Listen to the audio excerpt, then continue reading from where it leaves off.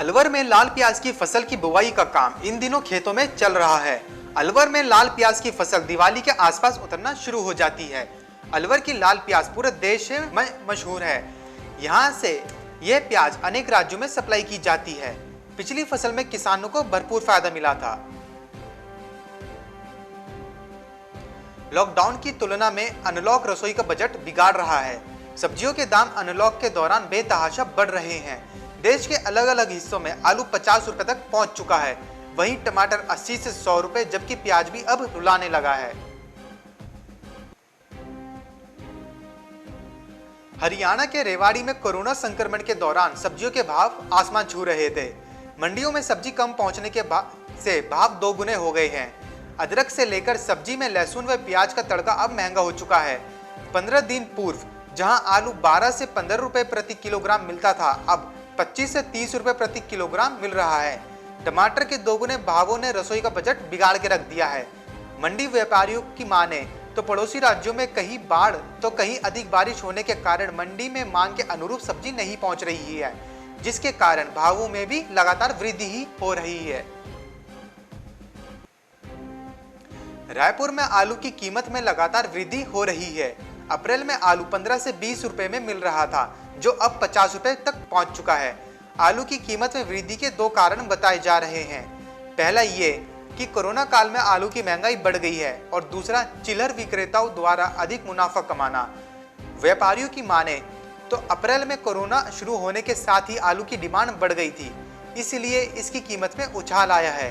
दाम बढ़ने का कारण कुछ किसान बारिश से सब्जी की फसल खराब होने तो कुछ व्यापारियों की चालाकी व ज्यादा मुनाफाखोरी की मंशा बता रहे हैं। पंजाब के बरनाला में कोरोना काल में जहां एक तरफ लोगों के पास कामकाज नहीं है, वहीं सब्जियों के दाम बढ़ रहे हैं। दाम ने लोगों का घर का बजट बिगाड़ के रख दिया है। वहीं दालों का दाम स्थिर होने के कारण लोग आजकल दालों को अधिक महत्व दे रहे हैं।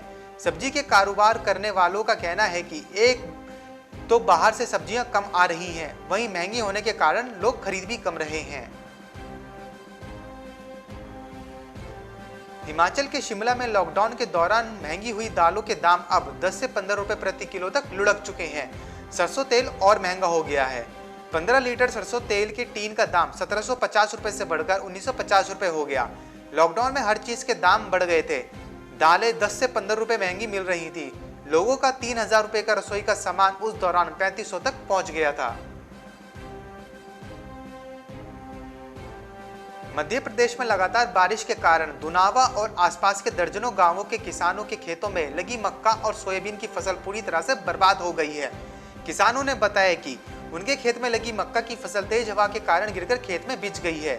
मक्का की फसल में फल लग गया था और दाने भी आ चुके थे, लेकिन पौधे जमीन पर गिर जाने के कारण कुछ भी हाथ नहीं लग पाएगा। किसानों ने बताया कि लगातार बारिश के कारण सोयाबीन की फसल में भी पीला मोजेक फंगस लग गया है। इतना ही नहीं, कई गांवों के किसानों के खेतों में तो पौधे भी फल नहीं लग पाए हैं। मध्य प्रदेश के किसान सालों से जल्दी पकने वाली सोयाबीन की GS 9560 किस्म को बोते आ रहे हैं और बाद में दूसरी फसल ले रहे हैं। पर दुर्भाग्य की बात यह है कि इस जल्दी पकने वाली किस्म पर ही जलवायु परिवर्तन का सबसे ज्यादा असर हो रहा है। इस साल कीटों ने इस किस्म को ही अपना निवाला बना लिया है। प्रदेश में इस किस्म का रकबा करीब 80% है। ऐसे में स्वाभाविक है कि सोयाबीन की फसल को बड़े पैमाने पर नुकसान होने का अनुमान है। हरियाणा के गांव सांजरवास और फोगाट में अगस्त में हुई बारिश से कपास की फसल में जल भराव होने से करीब 100 एकड़ में कपास की फसल खराब हो गई है। किसानों ने सरकार से बर्बाद हुई फसल की गिरदावरी करवाकर मुआवजा देने की मांग की है। किसानों ने बताया कि बारिश के पानी से कपास की खेती सूखने लगी है। किसानों ने कहा कि बारिश के पानी ने खेती को बर्बाद कर दिया है। ऐसे में किसान के सामने आर्थिक संकट पैदा हो गई है। राजस्थान के नागौर मुख्यालय के मंडी क्षेत्र नागौर, खींवसर और जायल में किसानों से समर्थन मूल्य पर कपास खरीदी की प्रक्रिया शुरू करने की अनुमति भारत सरकार के वस्त्र मंत्रालय ने जारी कर दी है। इस संबंध में भारतीय कपास निगम लिमिटेड ने टेंडर प्रक्रिया भी शुरू कर दी है, जिससे क्षेत्र के किसानों को राहत मिली है। बेहतर मानसून की वजह से खरीफ फसलों की रिकॉर्ड बुआई हुई है।